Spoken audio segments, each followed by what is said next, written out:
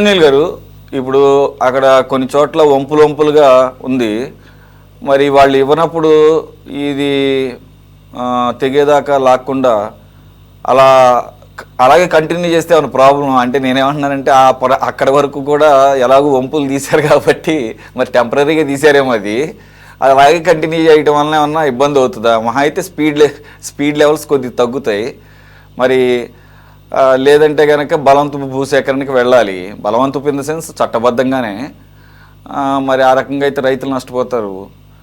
ఆ, మరి ఇది తెగేదాకా లాగడం ఎందుకు చేస్తున్నారు రైతులు అనేది ఒక ప్రశ్న. దీని వెనక ఏమన్నా రాజకీయపరమైనటువంటి అంశాలు ఏమైనా ఉన్నాయా అనేది కూడా ఇప్పుడు కొత్తగా మళ్ళా వెలుగులోకి వస్తుంది. ఇప్పుడు ఇంత చేసి 200 ఎకరాలు 84 ప్లేసెస్లో డిస్ట్రిబ్యూట్ అయ్యి ఉంది. రావాల్సిన 200 ఎకరాలు సేకరించాలట 84 చోట్ల.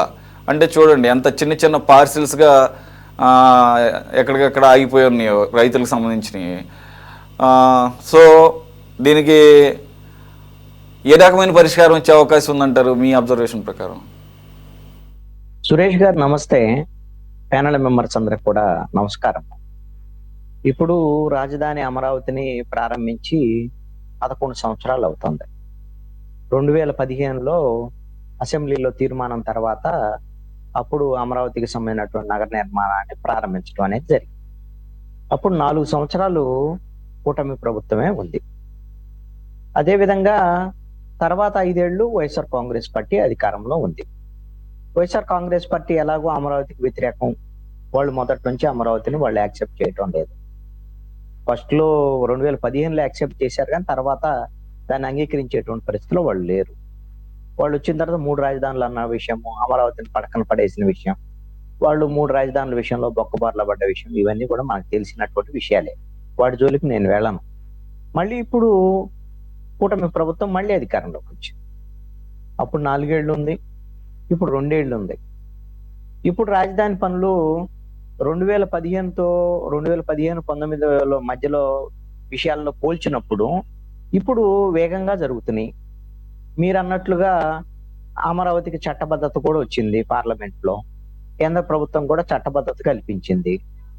మనకి అమరావతి నిర్మాణానికి అవసరమైనటువంటి నిధుల సమీకరణకు కూడా ఇబ్బంది లేనటువంటి పరిస్థితి ఈ రోజున ఉంది. మరి అయినా సరే ఎందుకు రైతులు మరి ఈ భూ సమీకరణకి కొంతమంది రైతులు అంగీకరించడం లేదు? కారణం ఏంటి? ఇది చాలా కీలకమైనటువంటి అంశం అండి. దీంట్లో ఫెయిల్యూర్ ఎవరిది, దీంట్లో రాజకీయాలు ఉన్నాయా అనేటువంటి అంశాన్ని కూడా మనం ఖచ్చితంగా ఆలోచించవచ్చు, తప్పేం లేదు. నా అభిప్రాయం అయితే ఈ ఫెయిల్యూరు ఎవరైతే 2015 నుంచి 19 వరకు ఉన్నటువంటి ప్రభుత్వం, 2024 నుంచి 26 వరకు ఉన్నటువంటి ఈ ప్రభుత్వము, అమరావతిని మానసపుత్రికగా భావించి నిర్మాణం జరిపేటువంటి కూటమి ప్రభుత్వము, వీళ్ళు ఈ రైతులను ఒప్పించి భూములు తీసుకోవటంలో ఫెయిల్ అయింది అని నా అభిప్రాయం. ఎందుకు ఫెయిల్ అయింది? కారణం ఏంటి? మిగతా రైతులందరూ ఇచ్చారు కదా, ఈ రైతులు ఎందుకు ఇవ్వలేదు? ఆ రైతుల విషయంలో ఇందాక చెప్తున్నారు కదా విజయశేఖర్ రెడ్డి గారు, ఒకసారి మనము ఒక నిర్ణయం చేసిన తర్వాత అక్కడ భూ సమీకరణకి వెళ్ళినటువంటి పరిస్థితుల్లో ప్రజా అవసరాల కోసం మిగతా వాళ్ళందరూ ఇవ్వాల్సింది అనేటువంటి ధోరణి ఉంది అనేటువంటిది చెప్తున్నారు. ఇప్పుడు ఉండవల్లి, పెనమాక, అదే విధంగా నెడమర్రు, ఇట్లాగా కొన్ని నేషనల్ హైవేకి దగ్గరగా ఉండేటువంటి మీరు 2015లో అమరావతికి సంబంధించినటువంటి నిర్మాణం జరిగినప్పుడు తుళ్ళూరు ఆ ప్రాంతంలో ఉండేటువంటి భూములు ఎకరా 15 లక్షలు ఉంటే ఇక్కడ ఎకరా 5 కోట్లు. అంటే ఎంత డిఫరెన్స్ ఏంటి? అంటే ఆ తర్వాత దీన్ని ల్యాండ్ పూలింగ్ పేరుతో ఒక 50 లక్షల నుంచి మొదలైంది. అమరావతి నిర్మాణం జరుగుతుంది, అలా 50 లక్షల నుంచి కోటి రూపాయలని, 2 కోట్లని, అలాగా 5 కోట్ల వరకు వెళ్ళినటువంటి పరిస్థితి ఉంది. ఆ తర్వాత ఇప్పుడు ఉన్నటువంటి పరిస్థితుల్లో ఆ డిమాండ్ కూడా లేనటువంటి.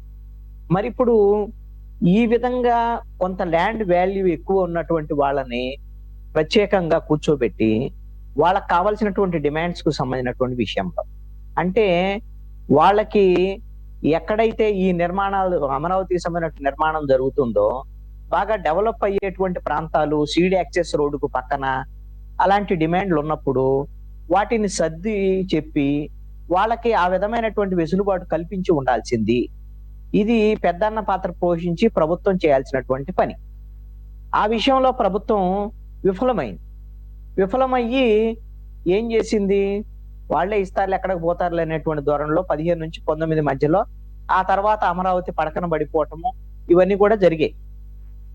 కూటమి ప్రభుత్వం టైంలోనే అమరావతి పడకన పడింది. 2014 నుంచి 19 మధ్యలో, 15 నుంచి 19 మధ్యలో ఎప్పుడైతే నిర్మాణం ఎందుకు పడకన పడింది?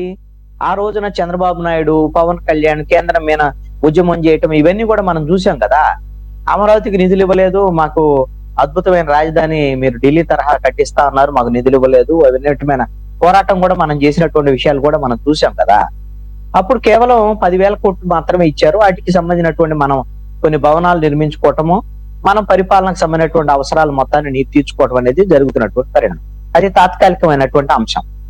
మరి 2024 నుంచి ఇప్పుడు 26 మధ్యలో మరి ఇప్పుడు ఏ విధమైనటువంటి ఇబ్బందులు లేనటువంటి పరిస్థితుల్లో ఇప్పటికైనా వాళ్ళ దగ్గర నుంచి ఈ విధమైనటువంటి కొంత వెసులుబాటు తీసుకునేటువంటి విధంగా ప్రభుత్వం ప్రెస్టీజియస్ గా పోకుండా వాళ్ళతో మాట్లాడి సంప్రదింపులు జరిపి ఈ విధంగా ఈ అంశాన్ని సెటిల్ చేసుకోవాల్సినటువంటి బాధ్యత ప్రభుత్వం మీద.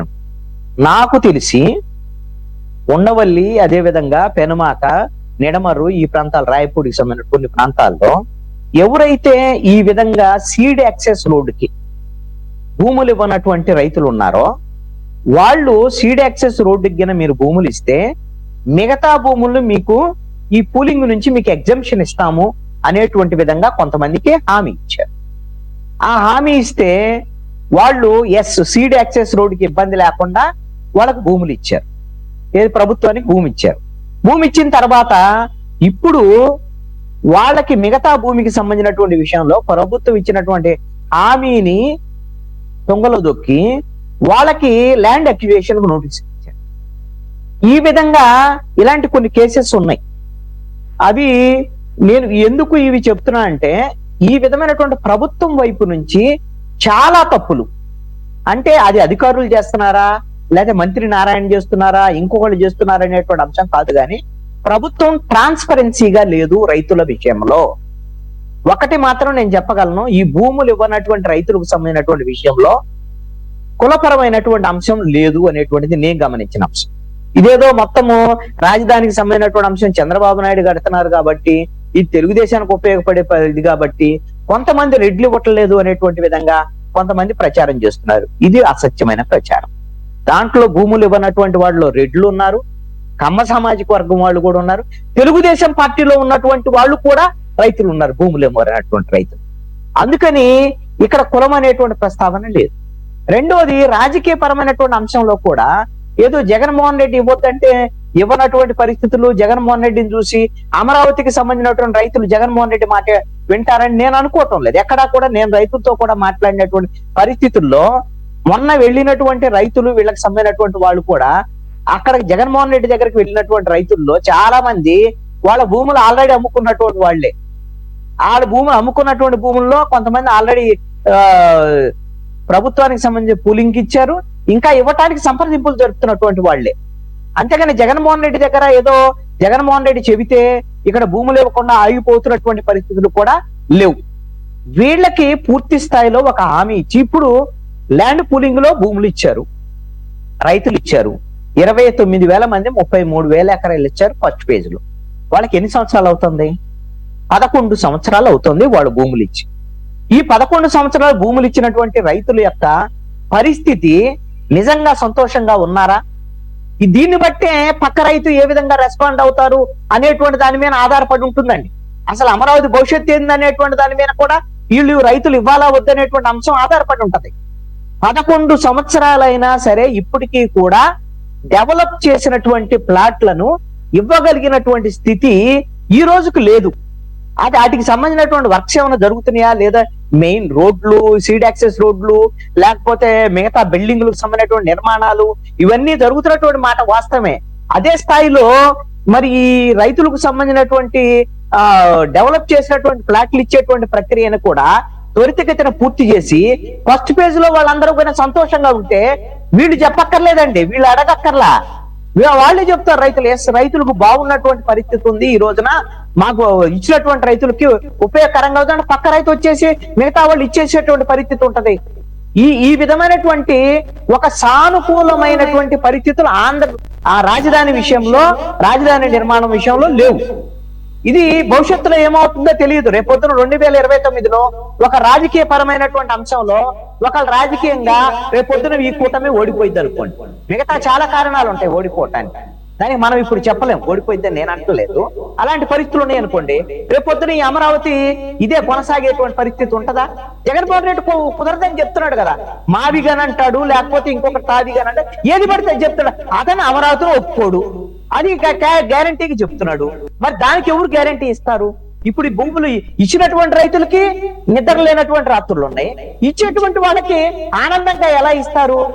రెండో అంశం అండి, ఇక్కడ చాలా కీలకమైనటువంటి అంశం ఏంటంటే, ఈ విధమైనటువంటి ప్లాట్ల కేటాయింపు గాని, లేకపోతే ప్రభుత్వము రైతులతో వ్యవహరించేటువంటి తీరులో ట్రాన్స్పరెన్సీ లేకపోవటమే కాదండి, మొత్తము అవినీతికి సంబంధించినటువంటి అంశము, పక్షపాత ధోరణి ఈ రోజున చాలా స్పష్టంగా అనేకమైన కేసుల్లో ఉన్నాయి.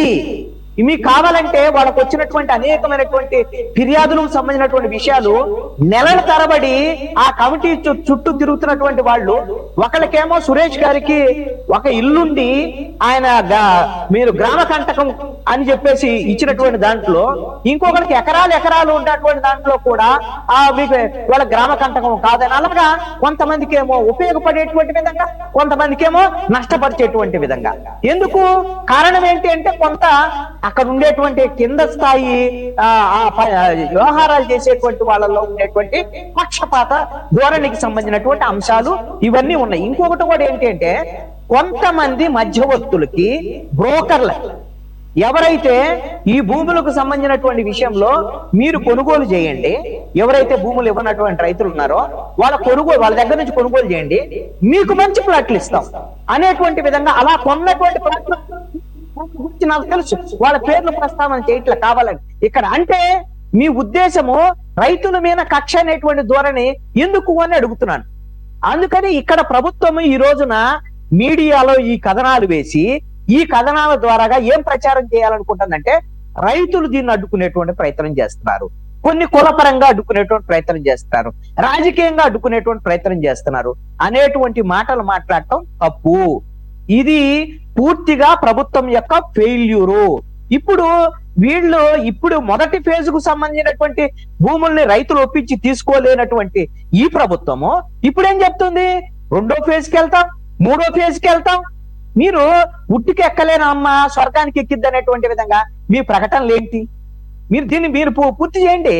ఇది ఎప్పటి నుంచి 11 సంవత్సరాల నుంచి మీరు దీన్ని ఒకటెక్కకుండా ఇదేమి తేల్చలేనటువంటి పరిస్థితిలో మీరు చేతకాని ప్రభుత్వంగా ఉండి, మేమే ఇంకొక 50,000 ఎకరాలు తీసుకుంటాం, ఇంకా అక్కడ వరకు తీసుకుంటాం, ఇక్కడ వరకు తీసుకుంటాం, ఇవన్నీ ప్రకటనల వల్ల ఏమైనా ప్రయోజనం ఉందా? ఇది పూర్తిగా ప్రభుత్వం యొక్క వైఫల్యము. దీని ప్రభుత్వం ఎవరైతే రైతులను ఒప్పించి మెప్పించి తీసుకోవాల్సినటువంటి బాధ్యత వాళ్ళ మీద, ప్రభుత్వం మీద ఉంటుంది.